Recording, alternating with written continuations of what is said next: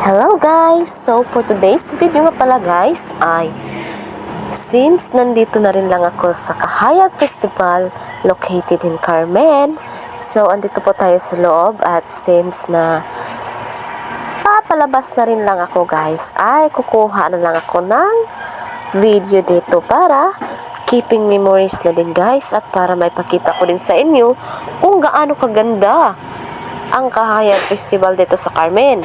Dahil alam ko na sa ibang lugar, may taga-ibang lugar na hindi pa nakapunta dito, ay sa ganitong paraan ay maipapakita ko sa inyo o mai-share ko sa inyo kung gaano dito kaganda. So, ayan guys, super ganda-ganda po talaga dito guys. Ayan! So, ang gaganda ng mga Christmas lights nila guys at saka yung mga decorations nila guys ay napakaganda.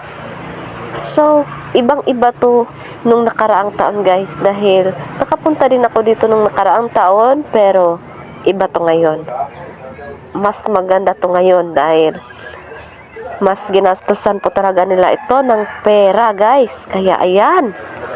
So, kung tingnan nyo naman, so ang ganda-ganda pong gumala dito guys. Ayan. So, kung hindi pa kayo nakapunta dito, since hindi pa tapos ang Christmas seasons, ay pwede pa kayong humabol guys. Pwede pa kayong pumunta dito. So, ayan. No, kung tingnan nyo, ayan, napakaganda ng mga lights talaga. Ayan. Nakakalula talaga guys. Kung nandito lang kayo, nako, siguradong mag-e-enjoy kayo dahil ako, nag-e-enjoy po talaga ako guys. Na-enjoy po talaga ako sa aking paggala dito sa Carmen.